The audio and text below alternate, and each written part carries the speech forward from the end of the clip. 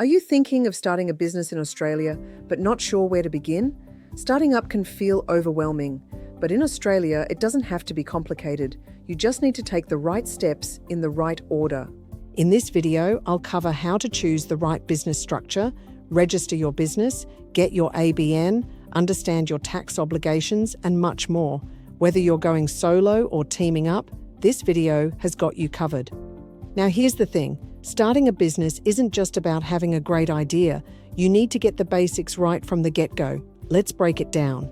The first big decision for your startup is choosing the right business structure.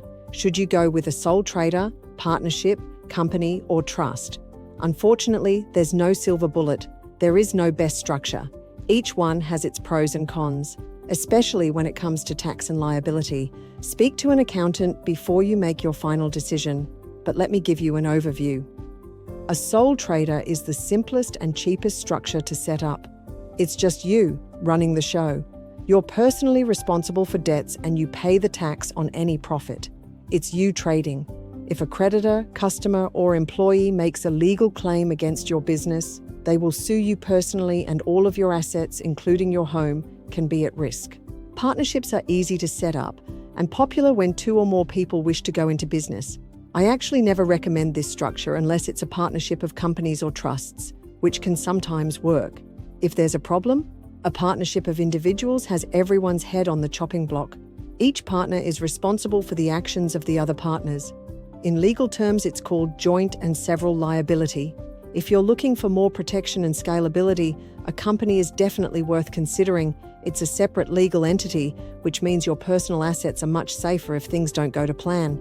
Yes, it's more paperwork and cost, but if you're serious about growing your startup, it might be the right move. At the time of recording, we charge $814 to set up a company. And then there's the trust, not super common for startups, but great for investments and offer some asset protection. It's more complex and usually better suited for managing investments. I'm often asked, can I start as a sole trader and then move to a company? The answer is yes. But you need to be careful about capital gains tax and stamp duty. That might apply to the value of your business and the assets that it holds at the time of the change. It's important to make the change from sole trader to company before your business begins to earn profit over and above your wage. And be careful, if your business owns assets that are subject to stamp duty, like property and motor vehicles, you will pay stamp duty on the transfer from your name to the company name. After you have made your structure decision, it's time to register.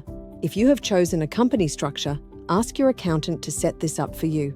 I've seen clients register their own companies using online providers, and every time the setup has been wrong. It's important to get it right from the start. A company must have a constitution, meetings, and minutes. Not having these will certainly cause you problems, particularly with banks and lenders. And you'll need an Australian business number, ABN. Without it, you can't issue invoices or claim GST credits. The ABN must be owned by the trading structure. A lot of people get confused with this.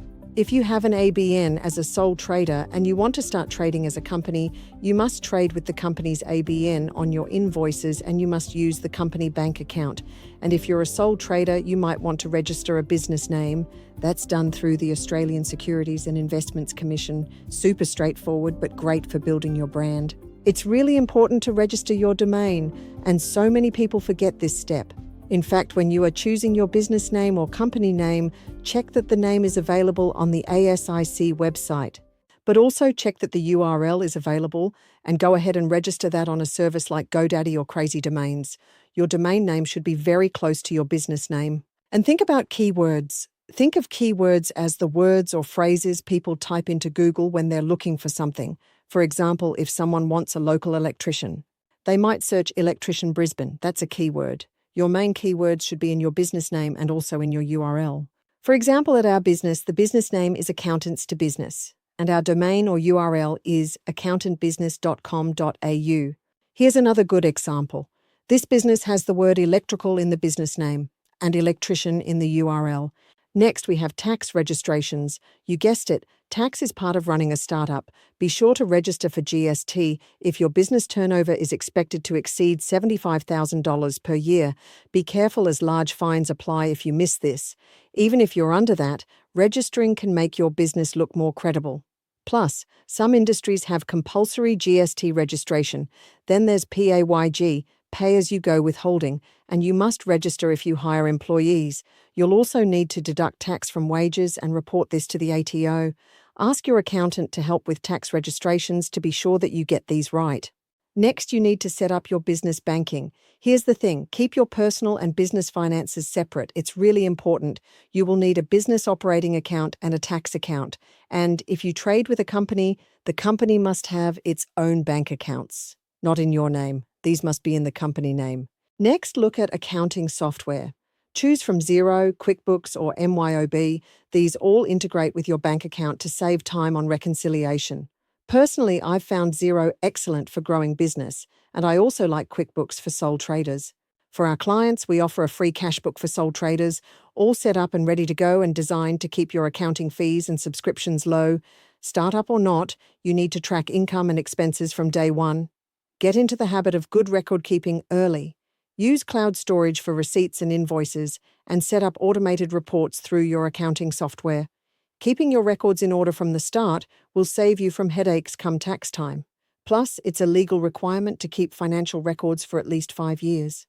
Next, consider licenses and permits. Depending on your industry, you might need specific licenses or permits.